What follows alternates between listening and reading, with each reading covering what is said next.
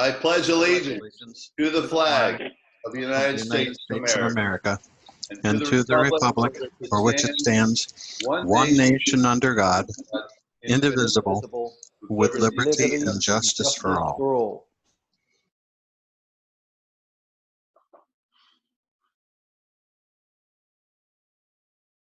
Oh, beautiful, for spacious skies, for amber waves of green, for full mountains majesty, above fruited plain. America, America, God sheds grace on thee, and crown thy good with brotherhood. From sea to shining sea. Thank you, Rick. That was great.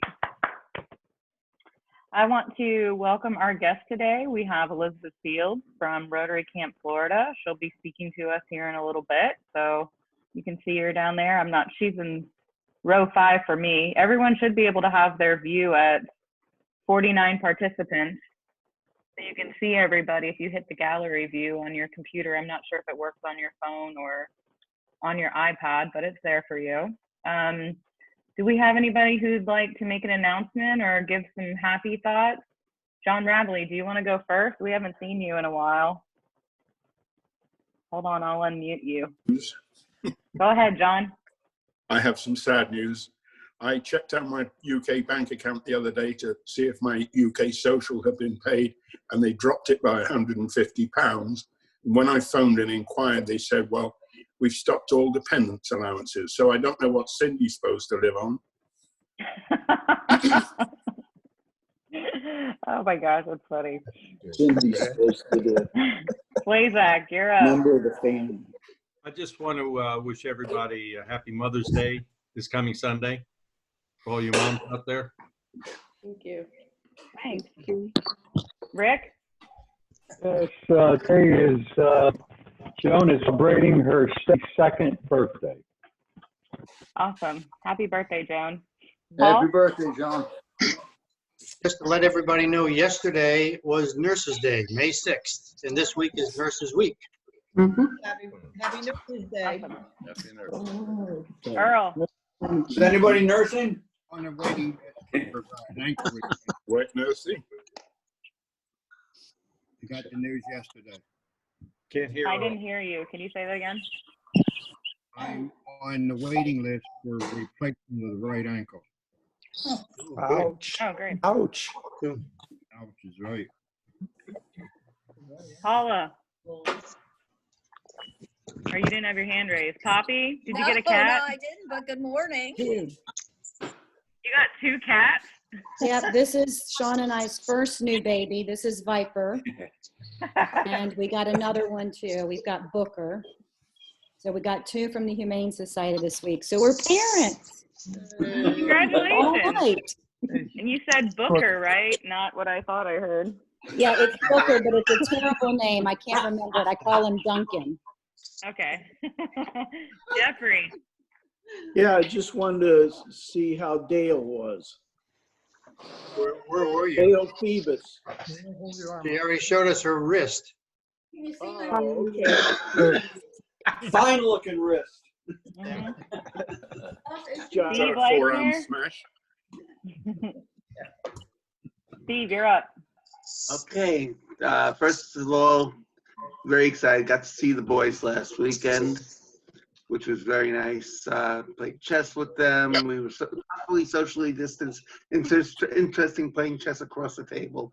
Played bananagrams and played ball outside. So we had a really good time with them. And then last night, we got back to a semblance of normalcy with a couple of other couples. Ex-President Jeff, ex-President Bill, and me and Penny and Lynn and Jody went out to dinner at Roberto's. And please, they were perfectly safely distanced. They had everything they really took care to make sure that everybody in the restaurant was safe. So start supporting the restaurants that are opening because they need the support. Mm-hmm. Absolutely. Gail, you had your hand raised, Gail. Ben Phoebus, you're on deck. I have a bunch of people that I need to thank, but I haven't got the faintest idea who they are. All week long, I have had package after package delivered to the house from Amazon Prime. This idea, thank you, Greg. The P-Engine came up with this, and it's absolutely phenomenal because doing this through Amazon is so easy. I know I got a package from Jeff and Jody because Jeff had told me, but I got other packages, no indication where they came from, who they came from. So if you're one of those people who made arrangements for a package to come to me from Amazon, because I got deodorant and toothpaste and shampoo and feminine hygiene products, and it has been phenomenal. I am headed for church later today because we're doing Sunday service today because it'll be videoed. And as a result, I will take all of that stuff with me today. So thank you, thank you, thank you, thank you. This is a great idea. It has worked exceptionally well. Awesome. Good job, guys. Dick Phoebus, you're up. I'm going to spring this on Glenda, and I'm sorry, Glenda, but talking about the pandemic and what we are doing, I mentioned earlier that Gary Walker and his club are doing a very similar thing to what we're doing in May, as I suspect many Rotary clubs around the country are, kind of repointing their charity towards issues that revolve around human services during this time. Glenda, I believe we drew a number of checks this week. We don't need to go through them all, but I know Jerry was involved in that a little bit, funding some people who had requested money earlier in the year, and we had held up till we knew what was going on. But I know we've done a number of those this week. And also, just to remind you all, I got my welfare today in my account from the federal government. And I, like many, I'm not a rich man, but I don't need that money. There's a lot of people who do.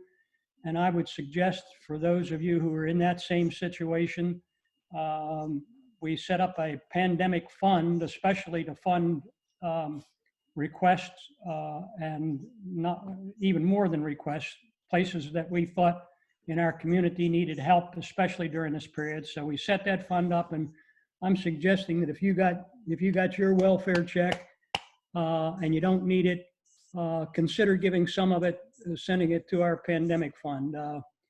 I believe, Glenda, we've given away over $2,000 out of that fund so far, and we'd like to keep that going as long as people in this community need it. If you don't have, we'd like you to send it to Glenda's address directly, so she doesn't have to go to the post office and pick it up. And I'll do a P-mail a little bit later in the day and give you all the address and the indications of how to make out the check. So as usual, I'm asking for money, but as we all know, it's very vital cause right now. Right. Thanks, Phoebus.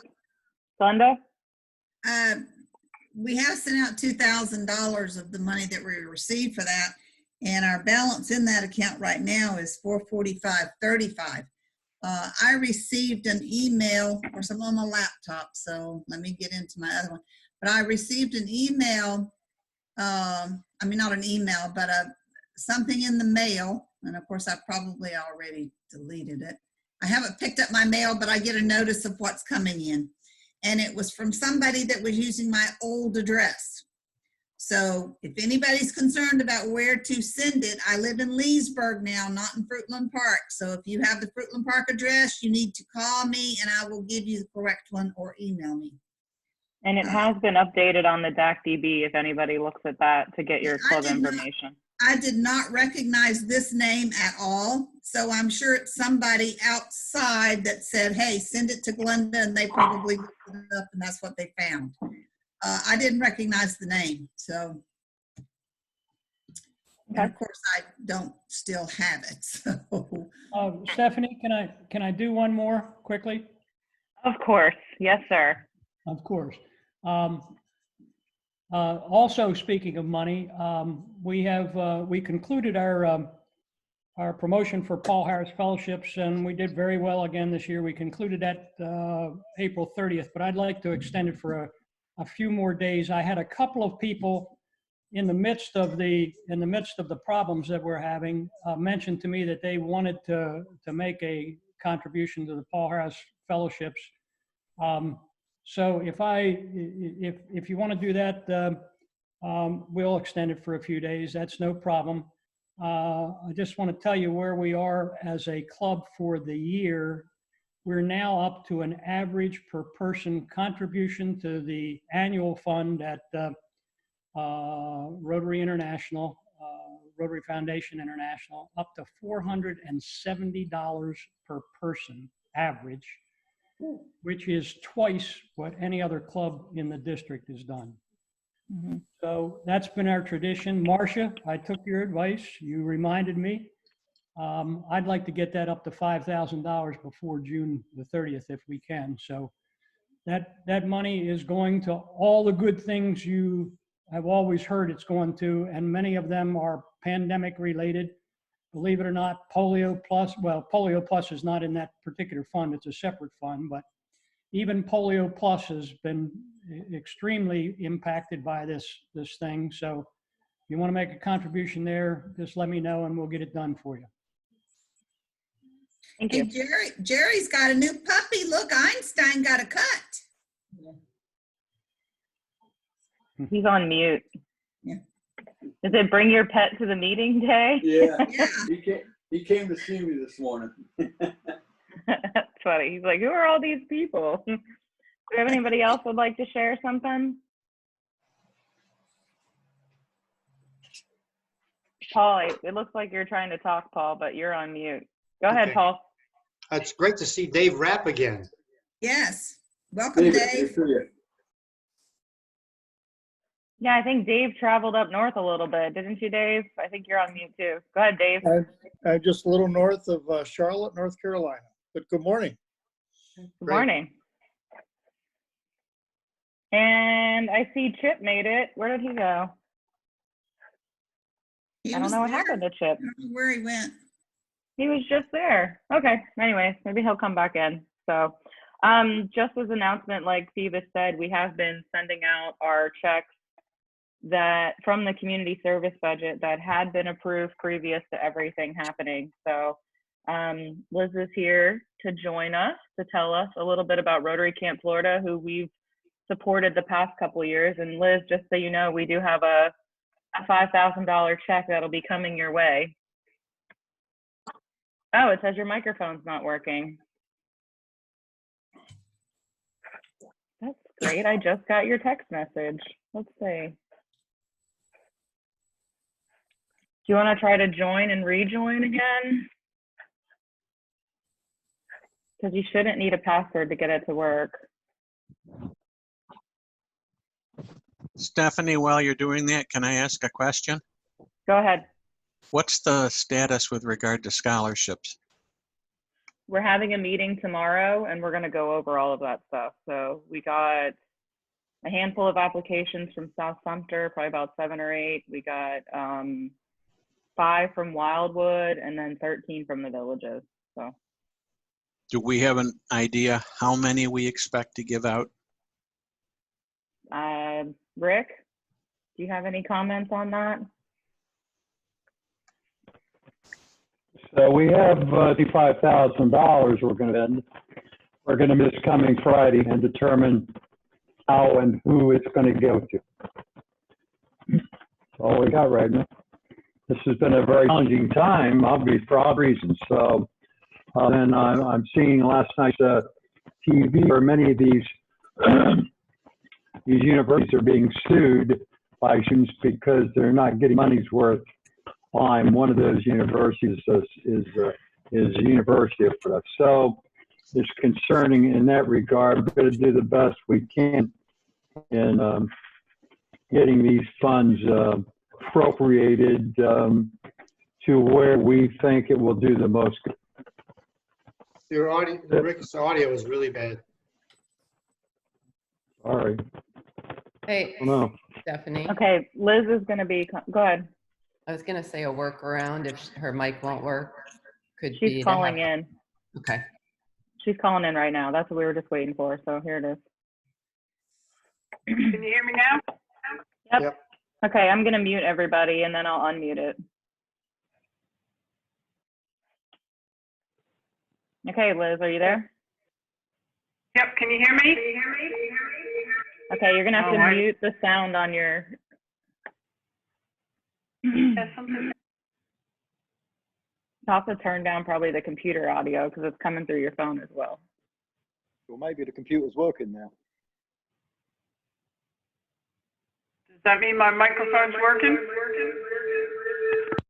That means your speakers are working because it's on your computer. You have to mute it on your end because I muted it on our end.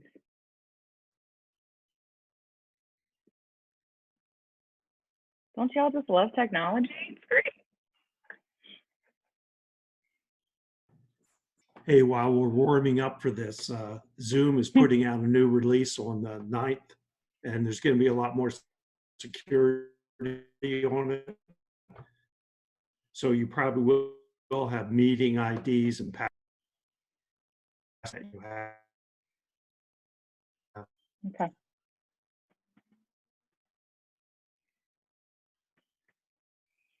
We'll get it, Liz, hopefully.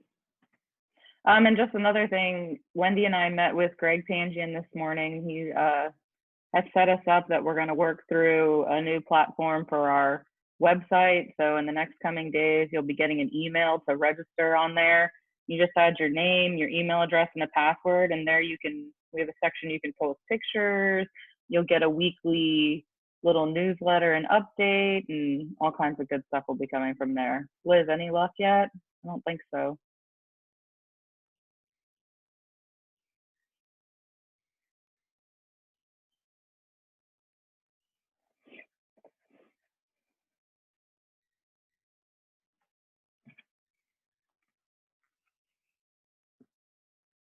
Is there a way to turn down the volume on your computer?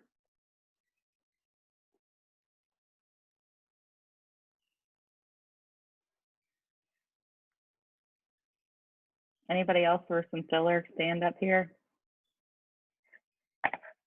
Nice, Sean. I see your dance. That's great. Mark Kennedy.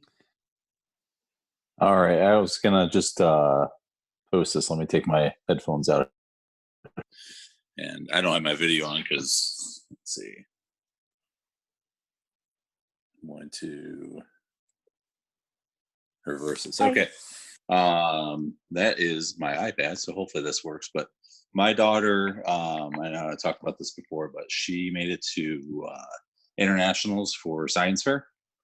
And obviously with this lovely pandemic, they felt that, you know, having kids from all over the world in one location was not the best idea. So they've asked them to do a video, a 2-minute video of their science fair project that everyone in the world can actually view, and then they're going to judge them somehow in each category. So I'll play the video. I put it, or my wife put it on Facebook for you guys to watch it. It's just 2 minutes real quick. So while we're waiting, I'll play this for you guys. USA. My project created a functioning epiglottis that prevents the aspiration of food boluses and liquids. The epiglottis is a leaf-shaped flap of cartilage in the larynx that is pulled down when a person swallows. When paralyzed, either by inhalation burn, stroke, Parkinson, or any other cause, the person can no longer prevent food or liquid from getting into their lungs. There is no solution for this patient, and they live the rest of their life getting nutrients from a feeding tube, dying from aspiration pneumonia, or other complications. When my neighbor passed away from this, I decided to work on my own solution. First, I made 2 functional models of larynxes using a dissected pig larynx and 3D printing my own. Both models worked very well, but needed manual closure. I then decided to make an independently functioning larynx and epiglottis. In order to do this, I designed and 3D printed an epiglottis, which is attached above 2 tubes representing the trachea and esophagus. I then coded a program running thousands of times per second that is connected to an infrared sensor and a moisture sensor. When the sensors are signaled by either food or liquid, they immediately notify the adrenal, which in turn makes the servo close down 90 degrees until there is no more input from the sensors. The system will then wait 2 seconds and return to its normal upright position. The functioning model works 100% of the time out of 100 trials and is effective in keeping in 98.9857% of materials out of the lungs. This number would be 100%, but some of the water stayed on the sides of the tubing of the model, not allowing for the full 100%. In the future, I want to find access to more materials, shrink the size of the model to become biocompatible, make the system wireless, and eventually get the model to the point where it can be inserted into a porcelain larynx, and then we'll be able to work as if the epiglottis was never paralyzed. This will ultimately show that this can be implanted into patients who will be able to return back to a more normal life. All right, so that's my retirement plan right there, that little girl. So she's a freshman in high school, and just proud of her and stuff like that. But it's, yeah, she's, you know, that show, Are You Smarter Than a Fifth Grader? I have not been smarter than her since she's been third grade, so. That's awesome. So Thank you for anyways, but just a little fill time there for you guys. Perfect. Okay. Thank you for that, because I think Liz has got it working here. Liz, are you there? Perfect. I am here. Can you hear me now? Perfect. Okay. We've got the technology sorted out, finally. I have a hearing aid that doesn't work on the computer stuff, so I have to do it on the phone as well. Now the next step is to get the presentation up. Are you ready for me? Yes, ma'am. Okay, let me see if I can. Problems with this the last couple of days, too. I'm going to make you the host so that you can put it up there so they'll be able to see it.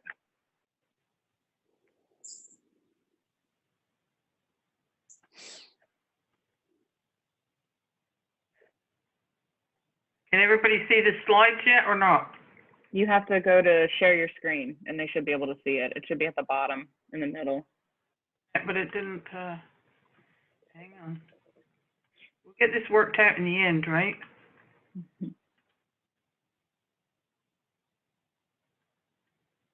Not letting me share. It's not letting me share for some. Yeah, it should be a green button in the middle on the bottom.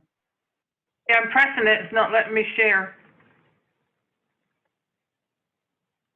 Because normally it comes up at the top and it's not coming up. All right, we have a problem here. Steph, isn't she just joined by a telephone? She's on their No, video. I'm on, but the one I need to share is not there. If you look, she's L Fields at Rotary Camp. Rob? Can you have her send it to you and you could share it? I'd have. Yeah, because it's not letting me share the screen. Go back to you being the host, Stephanie, and see if that works. Okay.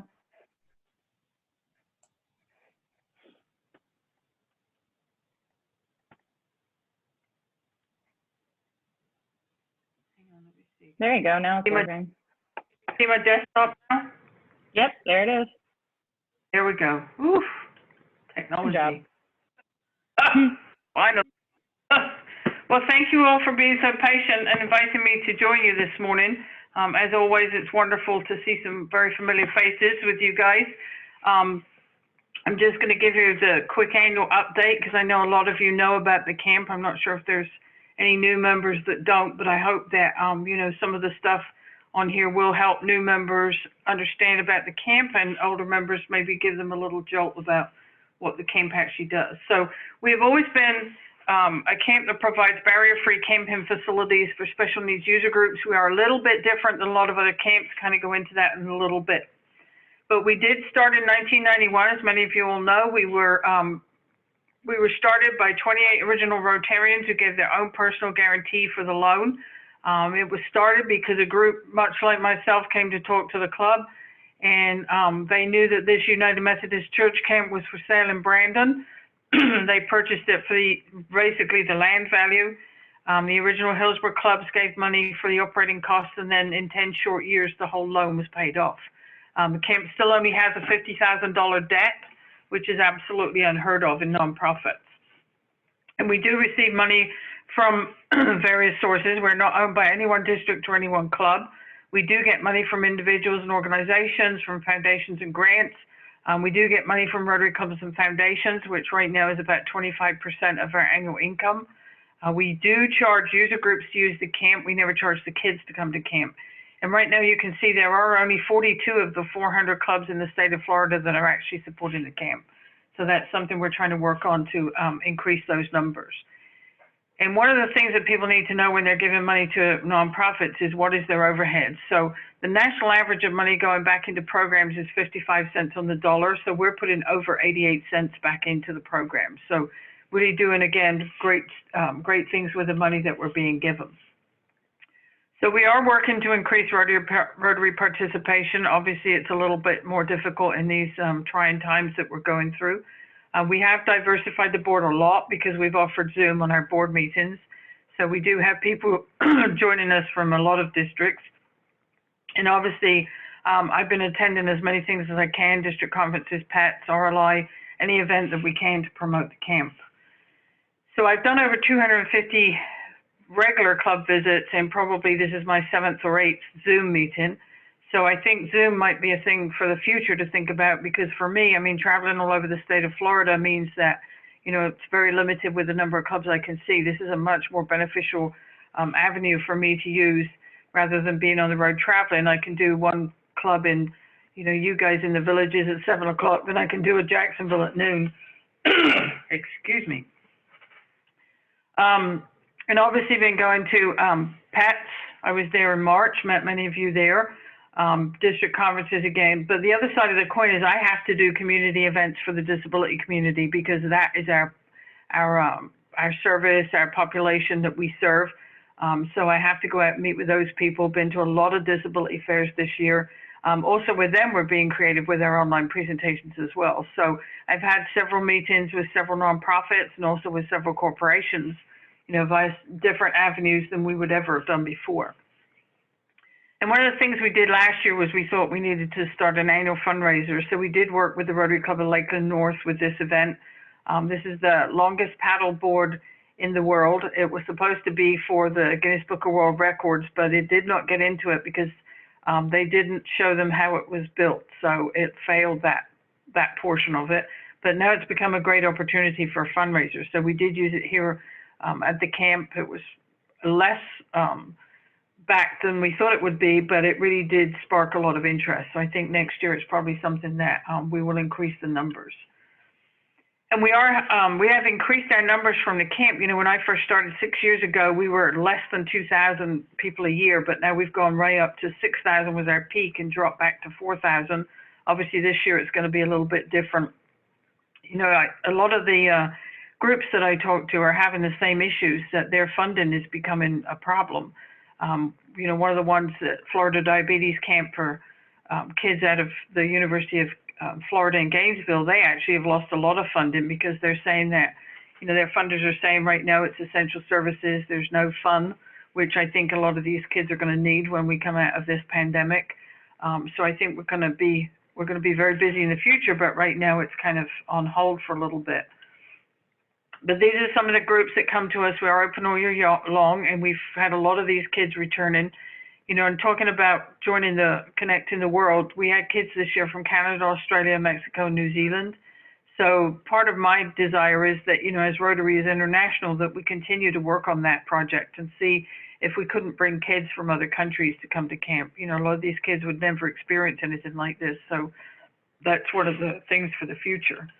And we did have a couple of new camps this year. Camp Kesem, I don't know if anybody has heard of them, but they are a group of college students out of each of the universities that support children through a parent's cancer. So a lot of these kids may have lost their parents to cancer, or they may be going through cancer treatment right now. But it amazes me how many of these kids, you can see the numbers there, there's over 5 million children that have been impacted by a parent's cancer. So this is a very, very important camp. A lot of these kids really have no way how to handle their grief and really feel alone. And you know, a lot of the kids have kind of said to me that they feel as if they don't matter in the family. When the person, you know, when their parent gets cancer, it becomes all about the person that has cancer, and they kind of get pushed to the wayside. So it's really important and impactful to these kids to be with other kids to understand what, you know, what they're all going through. And then another new group is Tampa Bay Foster Kids. These are a group of kids that have been in the foster care system for a long time, experienced a lot of neglect and abuse. Really very, very sad, some of their stories. You know, a lot of them don't know how to get positive attention. It's all about negative attention. So, you know, one of the first things one of the young ladies did was, as soon as she got here, she climbed the fence and tried to run away.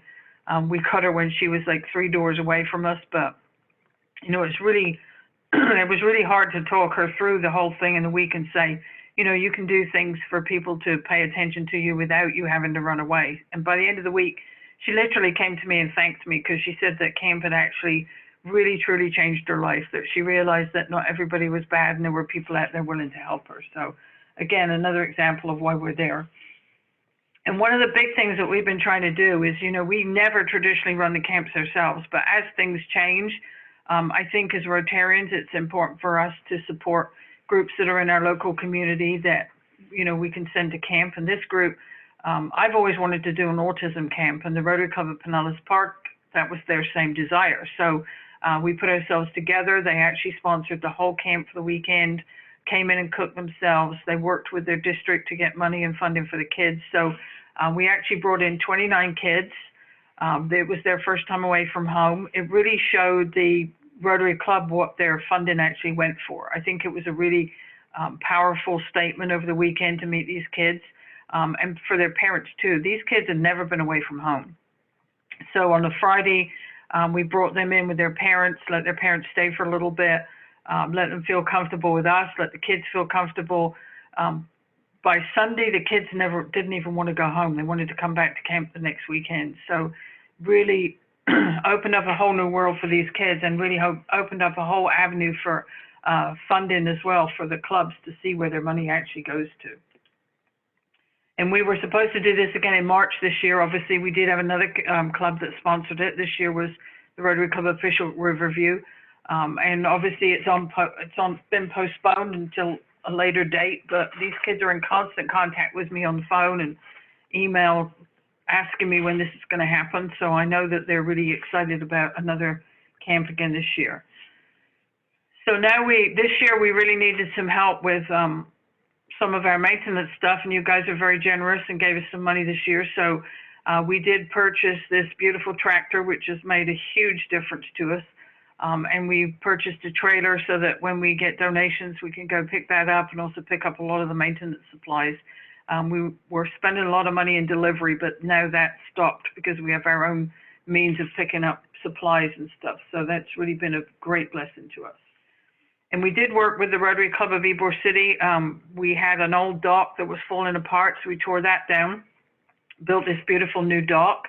And then a gentleman from the St. Augustine Rotary Club actually gave us this beautiful boat lift. So now we can raise and lower the kids with a boat lift instead of having to physically lift them into the canoes and kayaks, which was becoming very taxing on all of us. So that's a wonderful addition this year as well. And one of the things we did was we're thinking about doing a drone video. This is just a still from one of the drone shots of the dock.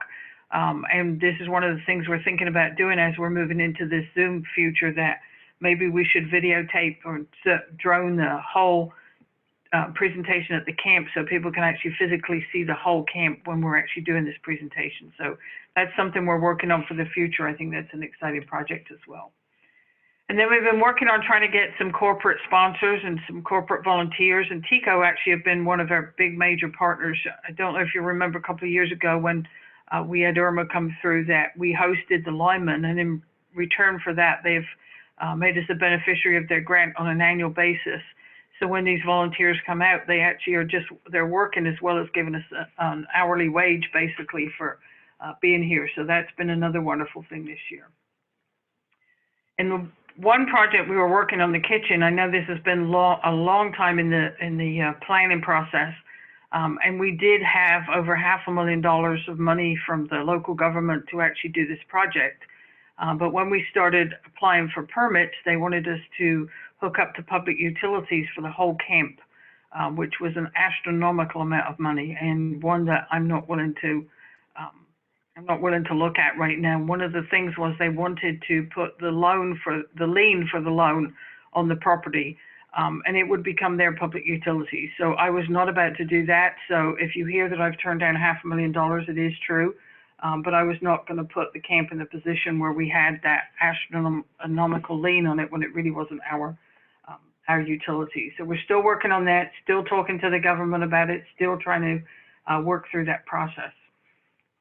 And they were going to purchase a building for us to do our next steps, which is our job training program. So we're working on that now with vocational rehabilitation to see if we could make this a job placement program for a lot of these kids with disabilities. VR pays for the coach with each of the people that would come to us. And there's a lot of jobs here that could be done by a person with disabilities. For example, we have janitorial, we have yard work, we have gardening, anything like that that we could do. So working on that as well. Hopefully that'll happen this year as well. In the environmental center, we do have funding for that. We did meet with the treehouse guys actually out in Plant City when they built a huge treehouse out there for Wish Farms. And I met with Beaver again, and we really are working on this project. We are hoping that this will come to fruition. Again, it's a problem with the permit, so we are working through that process as well. It will be an environmental center. I've actually been working with Marcia in your club. For a while ago, we discussed about what we could do to make it really nature friendly for these kids. So I'm hoping that in the future we can pick that back up again. And somebody donated a monument sign to us, so we will be putting that into new entry sign. One of the things I did want to stress to people, you'll see there that it is Camp Florida. We have been asked by Rotary International to drop the Rotary from our name. It is not ours to use. Apparently, we are not an approved project from on their behalf. So we do have our attorneys working on it, and we're actually working with Rotary International Council to discuss how we could get around this issue. So I will keep you updated on that as well. Right now, I'm doing the right thing to protect the 501c3 of the organization. So just if you see that, don't be afraid. We are just trying to work with them to get things smoothed out. And we are working on current projects right now. There's 3 of us still here at the camp. I'm actually staying at the camp for the last, God knows how long, 5-6 weeks. We're still working on some of the projects that we couldn't do when the kids were here. So there was mold in the library, so we've removed all that. We're going to put new drywall and everything in it, worked on the pool, just things that needed to be done around here. And we are working on a wall of fame. For those of you that have been here, you know there are hundreds and hundreds of plaques all over the place. So I would like people to be able to see as soon as they come to camp the impact that Rotary has on the camp. And I think it will be very powerful when they see the size of this wall of fame and the number of Rotary Clubs names that are there. So that's something to look forward to in the future as well. But the primary reason we're here is because of these kids. And you know, this virus has really had an effect on the camp, primarily in the fact that all of our camps have canceled up until the end of June, and we've lost over $40,000 worth of income. I know that parents will be nervous about bringing their kids to camp, so I think more than ever we need to come up with some very inventive ways of continuing this social distancing, and we are working together as a group to try and do that. And these kids really need that opportunity, and I think as they come out of this pandemic, I think more than ever they're going to need to be with like populations. And I just wanted to share with you in closing a quick story that happened. There's so many stories that come out of camp about how these kids come, you know, I don't know how they come through some of the things they come through, but one of the things, and it was really a very sad story from about 4 or 5 years ago, and it really turned around and showed me how families are impacted. And this young lady was 4 when this happened, and she didn't come to us until she was 6. But she sadly was run over by her father with a lawnmower, and she lost both of her feet from the shin down, and came to our amputee camp. And the only thing that she really wanted out of camp was not about herself, it was about her family. Her family was struggling, her parents were struggling, her mom blamed her dad, and her dad was really guilty about what he'd done. And when she came to camp, we decided that we would add some component for her parents because they really needed some therapy. So they went through the therapy with us here at camp, and at the end of the week, they were still struggling. They've been struggling for a couple of years after that, but at least they had started looking at remaining a family unit instead of breaking themselves apart. But then it was a year ago that I saw this lady at one of the adult amputee camps, and I saw her and I recognized her face, and I said, you know, surely your daughter is not an adult by this time. It can't be that long that's gone by. And she said, no. She said, it's really funny how things happen. She said she was worrying about her daughter, taking her to all these places. She took her on a cruise to South America where she contracted necrotizing fasciitis and actually had to have her own leg amputated. So she really said to me that she had a very different regard for how she felt when she went through this because of what her daughter had gone through at camp. And as soon as it happened, her daughter says, "You'll be fine, Mom. You can go to a camp at Rotary's Camp Florida." So really been working hard to make, to help families, to put them back together. And camp is not just all about fun. So just, when you're talking to people, I reiterate to people and I reiterate to grants that, for the cost of one Starbucks coffee a month, you've got $60. That's sending one child to camp for a week. So it's really, you can't buy anything really for the amount of money that we're asking here for camp. So I really want to thank you again for your continued support of the camp, and always a pleasure to speak to you. And I will be sitting here if anybody has any questions. Thank you. Okay. Does anybody have any questions? Steph, I don't know whether Liz heard your announcement earlier about the grant. Did you hear what I said, Liz? Or were we in between? I lost you there at that point. Okay. Well, previously, before all this happened, our club did approve, the board did approve a $5,000 grant. So you should be getting that check in the mail in the next week or so. Well, thank you very much. Thanks all of you, because you are really very, very supportive of the camp, and your money really does make a huge impact on these kids. So thank you. And I think back in the Ralph Cal days, we went down there and did a project. Is that true? Yes. Paul, you're shaking your head. Yes. Several. Paul. There were several of us, about 7 or 10 of us, who went down and did a lot of work, and it's amazing what has been done since then to change the whole look of that club, that camp. It's really amazing what they have done to improve the services that they have for the kids. It's great. And a great hands-on project, and really gave you an insight into what the camp is all about. Yeah. Mm-hmm. I know those who've been there forgot it. We'd love to do it again. Gail. Yeah, Liz, this is Jerry Knoll. You've made a huge impact on there. You've done some great things, and we appreciate all your efforts and hard work. I know our money helps, but you guys are the boots on the ground down there, and you're doing yeoman's work, and we are truly appreciative of all your efforts. Thank you.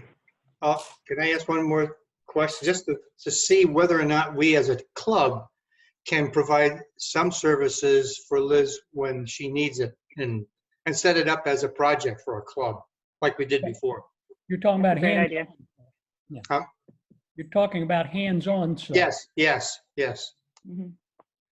Yeah, hopefully when we get the go-ahead for that treehouse, that will be a project that will need a major amount of hands. So that would be a really good project and a really good field project. So as soon as we've got that going, and as soon as we get out of all this craziness, something we'll probably be looking at. So I'll definitely keep you guys in mind. I'd love to have you down here again. Great, we'd love to. I'm assuming we will be on the ground, not in the trees. Yeah. Gail, did you have a question? It's not so much a question. I think a comment that Liz made that we all need to be cognizant of, the fact that obviously COVID-19 has affected attendance at the camp this year, but she made a comment about the fact that it's probably going to affect attendance next year too, as there are going to be parents who are going to be very self-conscious about whether or not they want to send their kids off to some kind of a program where there's going to be commingling of all kinds of kids from all over the state and possibly around the country, when you're not certain of what the health status is of those kids. I mean, I think we all need to be looking at this. I know in my case, Father Mark has already determined that we will not be opening the church for regular church services until August the 1st. We're going to be closed through August the 1st because he said he's not going to do a situation where he has to turn even one parishioner away. He doesn't want people showing up at the door and saying, we can't take any more because of the social distancing. And of course, both Dr. Fauci and Dr. Birx from the task force have both said that they expect that the social distancing is going to last all summer long. So I think we're going to be in a situation where we're going to have to make decisions about how we're going to continue to meet and understand that the projects that we work with, the projects that we support,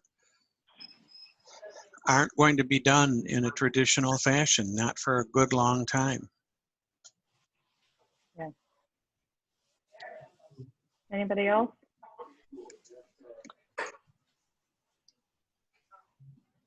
Liz, I gotta say, it looks pretty awesome there at the camp, because I think we saw a presentation about 2 years ago, and so much has changed since then. For sure. Yeah, when people give me money for projects, I don't like to sit on the money if I can help it, because then, you know, people won't, if people don't see things happening, they won't give you any future money. So I like to spend money.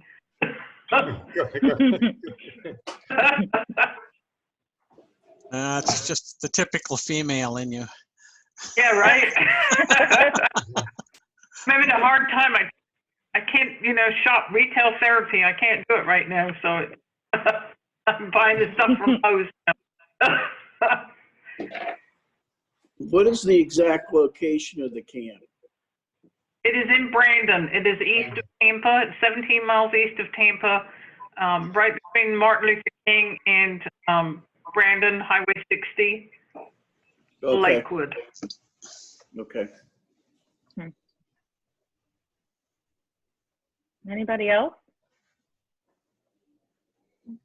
Always good to see you, Liz. Yep. Thank you for your time this morning, Liz. Appreciate it. Great. Yep. And for Yeah, all thank that you, she- Liz. and all that she does, it's amazing. Yeah. Yeah, so Glenda has her marching orders to get that check to you, so that's pretty awesome. We did pretty good there. Does anybody have anything else that they'd like to share with our club? I also want to wish everybody a happy Mother's Day, and to the wives as well. Steve, go ahead, please. Okay, just to give everybody an update on CART real quick. I know that it's been very quiet because we haven't been meeting, but we have great news. First of all, we gave away another $1 million a couple of nights ago on Wednesday night. We had our annual meeting by Zoom. We had the 5 researchers that are getting the grants. One was from the Mayo Clinic, one was from Stanford. One was University of Kentucky. A lot of 5 new outside the box thinkings, and a lot of good information came out of the meeting. I will be getting a video of the meeting, so that'll be edited down for English so people can understand it. But now also, and I'll be talking about this more and you'll be getting emails about it, we now have an online portal for making donations. I no longer have to get the checks and deposit them. We'll be able to do direct e-check into the account, and it'll be accounted for by person and by club. Everybody can have their own ID. Clubs can have their own ID. The secretary can put the money directly in so that you don't have to write me a check to put in. So it was really exciting to see that. It also makes my life easier when I go out to clubs around the district and when we open up again. But I am doing Zoom meetings again, and we're starting up for the new year. I'll also tell you that Barry Gaynor, our DGN, was on the conference call, on the Zoom call as well, as because the DGN is always a member of the board, because we want to get commitment buy-in for the next year and the next 2 years by having them in the meeting. And he's all gung-ho, ready to go. So I know I've got commitment from Mike for this year coming up, and I've got commitment from Barry for the year after. So CART is moving forward. We will beat Alzheimer's. I mean, it's going to take time. But, oh, and Ann Matthews, who we've had in our club speak, who was our RI trustee, she's gung-ho behind it as well. She lives in South Carolina. She came to the meeting. She kicked it off as the keynote. And she said, even though she's not in a position of quote-unquote power at Rotary anymore, she's still on 4 of the biggest committees, and she still has all of her contacts. And in her mind, this should be a new project for Rotary to take on. So we have a lot of support at Rotary again to move this forward, and we will beat Alzheimer's. Remember, October 10th, we have the Alzheimer's Foundation walk, and people can set up teams now. Thanks, Steve. Stevus, did you have something you wanted to say? Your hand was raised. You're muted. Got it. I just wanted to bring up, and Paul brought it up earlier, that we had several years gone down to Camp Rotary, Camp Brandon, and done some hands-on work, painting, fix up, clean up, and other things. I hope we can get back to that again someday. But I wanted to tell you that we found out that a number of our members had great skills, especially Steve, who took on the job of cooking hot dogs. I think my burgers were better. I think my burgers were even better than the. Yeah, you're right. He cooked the best hamburgers at Camp Brandon. Well, thanks, everybody. If there's nothing else, one more final thought? No? Okay, great. All right, here's your thought for the day. Remember, most of your stress comes from the way you respond, not the way life is. Adjust your attitude, change how you see things, look for the good in all situations, take the lesson and find new opportunities to grow. Let all the extra stress, worrying, and overthinking go. So with that, I hope you all have a fabulous day. It's beautiful out there. And I look forward to seeing you maybe tomorrow for happy hour or next week for coffee, but make it a great day. Steve, will you lead us out in the 4-way test? I think you're still unmuted. I'm still unmuted. Great. The 4-way test of the things we think, say, or do. Is Is it the truth? Fair to all concerned. Will it build goodwill and better friendships? Will be beneficial to all concerned. And it will is be fun. Woo! Thanks, everybody. Have a great day. Have a great day. Now for the goodbye Will you song. stay on?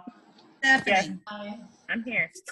did you get the email where I had requested from you and Brent a new, Joanne and I would like to have a new listing of email addresses and addresses because a lot of times I have to send things out to people and I don't know where to send them to. We used to get an updated list, but the last one I have only has email addresses and phone numbers.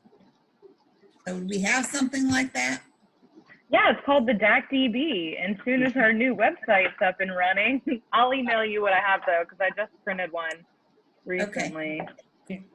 Can you send Maybe we need to have DAC training. What do you think, Joe and Dan? I think so. Good idea. You know, I tried to get on there and I can't. I told you about that the other day. You said you were going to see what you could do. Well, it should have sent you a redo email to reset your password. So maybe we need to try it again. Maybe it was going to the old email address, but you fixed it, I thought.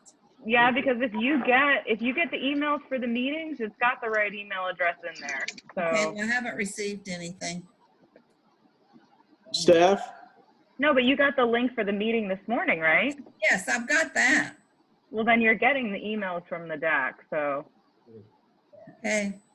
I'm going to send you it right now. I hear you, Jeffrey. 1 second, one at a time. Go ahead, Jeff. Good morning, Dan. Good morning, Joe. I wanted to bring up the situation with our room at the La Hacienda. I was thinking if, depending on how this goes, it would look like we could maybe split with the numbers that they're talking about, maybe split the club.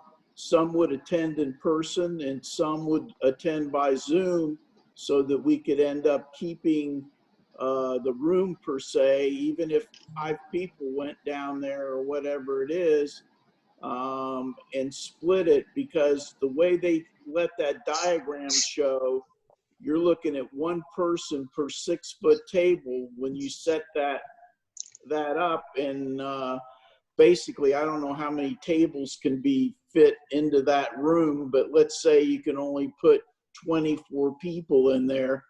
The rest are going to either have to come by Zoom, or we have to come up with a plan, or maybe have a duty roster. You'll be at the club at these dates, we have to work through it, but it would be a way of using the room and not just letting it sit idle, because we want to make sure we keep that room. So I don't just an idea. think we'd lose the room because we're not meeting. I mean, we're not meeting for a legitimate reason, and I don't think the expense. No, when it opens worth up again, and I don't know when that'll be, but we should have a plan as to how it's going to work. I don't mind going down there myself from where I am, but there's some people that would rather stay home and do the Zoom, and that's fine too. So if we can find a happy medium, I think that would work really well. Okay, I personally think it's in our best interest to stay home, because even if it's going to be hard, because then we've got food costs and staffing costs, you have to eat while you're there, but still. I think you just hit on one of the things, Stephanie, the idea that even if we can put 25 people in that room, is the caterer going to be interested in providing service for only 25 people? Right now we're doing, we can pretty much assure them 60, 65 people at a meeting. Okay, that's profitable, but 20 people isn't going to provide them with the kind of profit that they're going to need in order to do it. And you're not going to have a omelet bar, I can tell you. No, you're right. Well, do we have to have food? If we're under rough times, do we have to have food? No, but it's an expectation, and it'll be $100. It's pretty much about $75 a week for us to use that room. Joe, go ahead. Well, I think you should ask Hacienda Catering, what can they do for us? Maybe it's just bagels and coffee kind of thing, or something of that nature, that they don't need the eggs and all of that business. I think we should ask the caterer first, to see what can they provide for a limited amount of people in that room that day. Our best bet, and then charge accordingly, whatever it is. Right. I think Joe's absolutely right. We've got to find out what Hacienda is willing to do, but then again, we need to find out through recreation a definitive number about how many people we can put in that room. They need to tell us specifically that we can only put 20 people, 24 people, 25 people, whatever it is.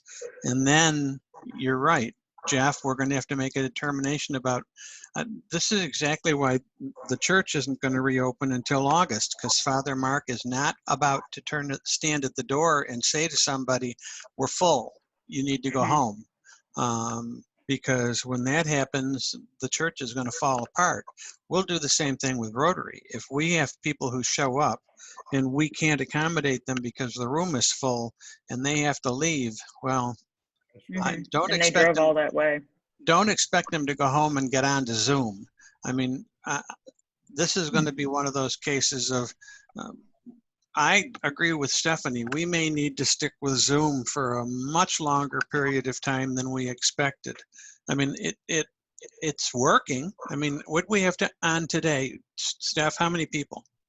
We had close to 50 because we had, couples and stuff that were on. So Well, when you consider the fact that if we had 50 people who